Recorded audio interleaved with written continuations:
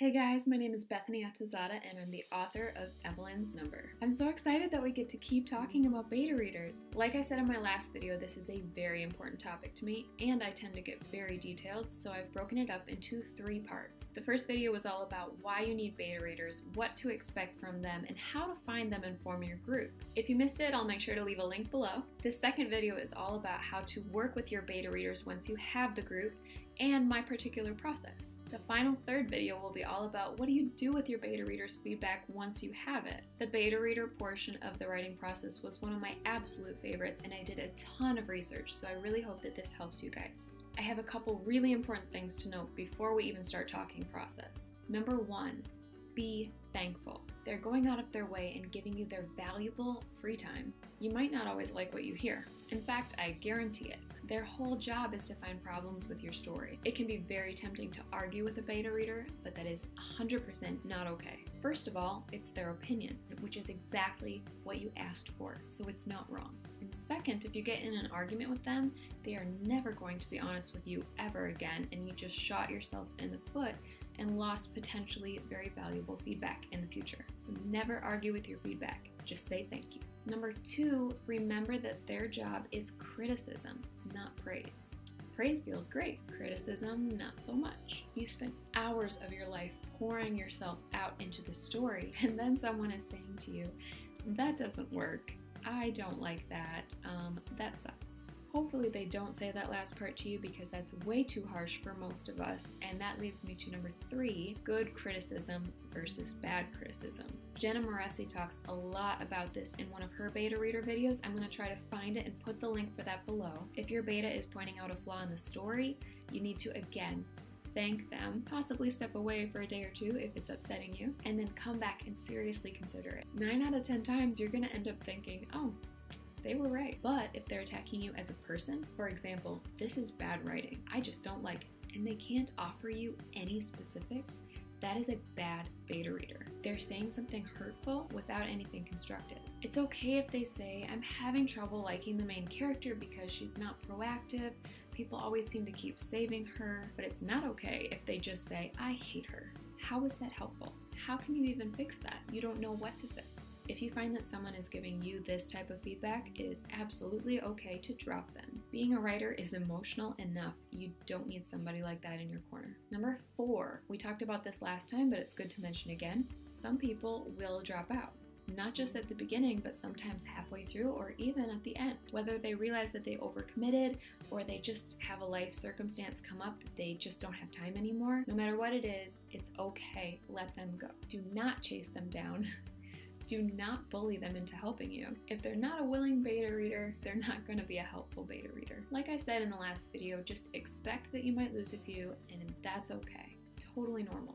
Number 5, some will also fall behind. While I am very upfront about my timeline and I tend to come across very strict when I first request beta readers, I am actually super flexible, and I think that's very important because we understand 2 very important things about the beta readers. They're not working for you. They're doing this for free. You just don't boss around people that are helping you out for free. You continue that thankfulness vibe the whole way through, no matter what. Do let them know in the beginning that if there are any problems, they are totally welcome to reach out to you. That will help you if somebody is falling behind but they don't want to tell you. Give them that comfort that they can just speak up and communicate.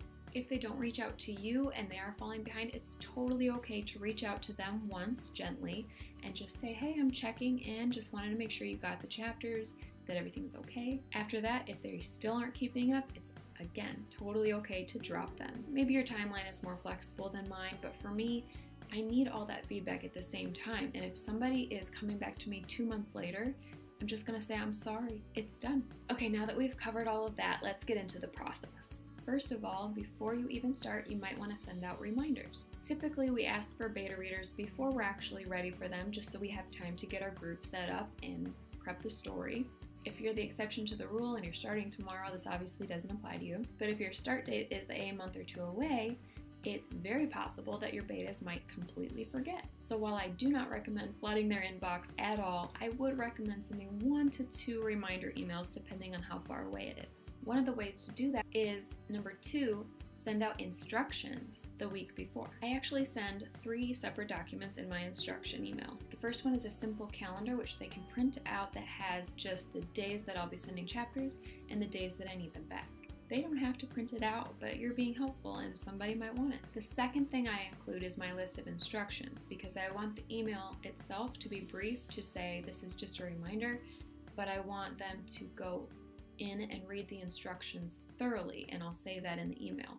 This is a refresher of my needs and expectations, such as please remember, don't edit in the chapters themselves. I will be deleting the chapters and only keeping the question and answer portion of your feedback. In both the reminder email itself and the instructions, remember that people unfortunately often don't read the whole thing, so put the most important information at the top. And third, I dug up and saved the rules on copyrights in the US, and I attached a copy of that. I did make a note in the email, you don't have to read this document, this is just an FYI. Number 3, decide how you're going to send your story.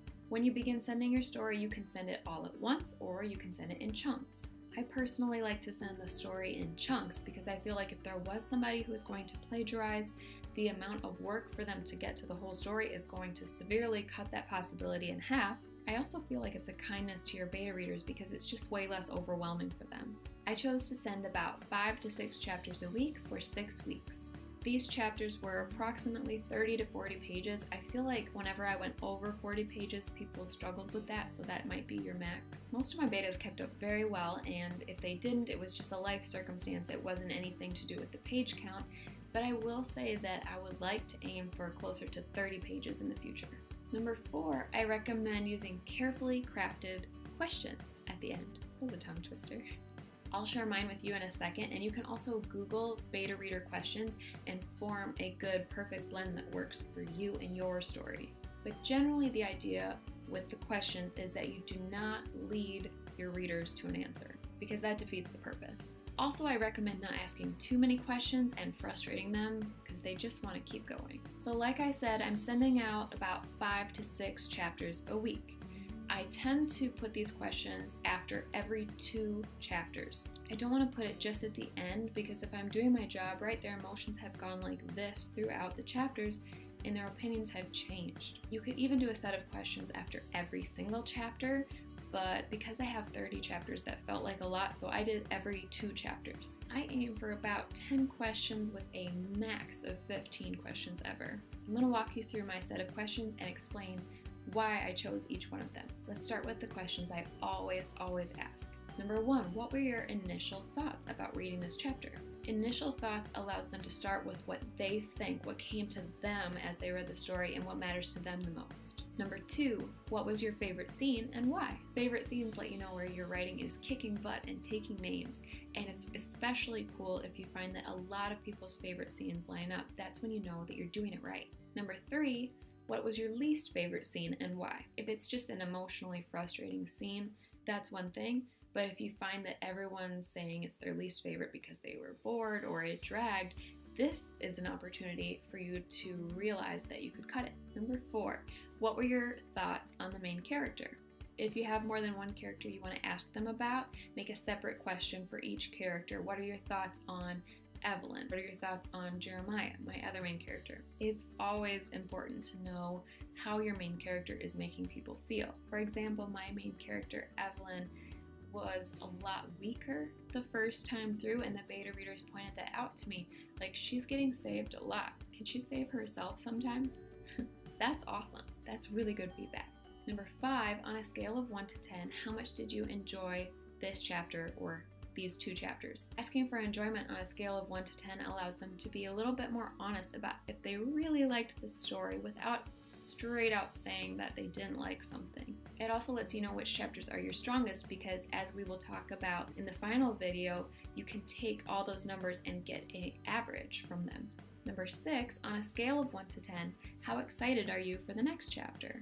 I love this one for multiple reasons. Not only does it let you know if your writing is moving and fast-paced and exciting to your betas, but it also lets you know if you created a good ending to your chapter. Number 7, do you have any predictions? Predictions lets you know if you found that perfect balance between not enough foreshadowing and being just plain obvious. If you're trying to keep something a secret but all your betas guessed it, that's a sign that you need to hide it a little bit better. When I reach the middle of the process, for me, out of 6 weeks, like the 3rd or 4th week, I will add 3 extra questions to the very end of that week's chunk of questions. Number 1, is the amount of reading too much? Does it feel doable? I think the reason behind that's obvious. If a lot of people say no, you're going to want to change the number of chapters that you send. Number 2, are there any characters that feel flat or not real? And this is good to know, and you could ask it every single time, but I felt like once in the middle and once at the end was enough for me. Number 3, is there any part of the storyline that has felt unrealistic to you? On a side note, you'll notice that a lot of these questions are feelings-based, which really allows your betas the freedom to just say, this is just how I feel, this is just my opinion, because you do want to know.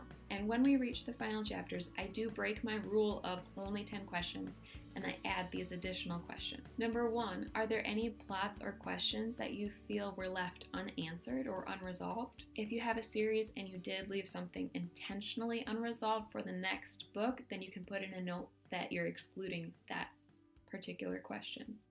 Number 2, would you recommend this book to a friend after it's been fixed up?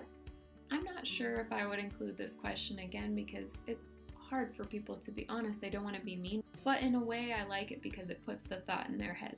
Number 3, what were your thoughts in the end about the main character or characters? Were you able to connect with them? This is super, super important because unless you really wanted them to hate your main character, you really want to hope that the answer is yes to this question, and if it's not, that is going to be the first thing you focus on when you start your rewrites. Number 4, did you feel like anyone in the story should have more or less to their story? Number 5, were there any names of people or places that didn't work for you? And this last one is just something I like to include. It's totally up to you. When I publish, I would really like to include your name in the shout out section of my book. Would that be okay with you? And if so, how would you like me to include your name? If you liked the content today, make sure to give this video a thumbs up and subscribe below so you can stay connected for the upcoming video on what to do with beta feedback once you have it, specifically the rule of 3, and also not panicking. Thank you guys so much for watching, and I'll talk to you again soon. Bye!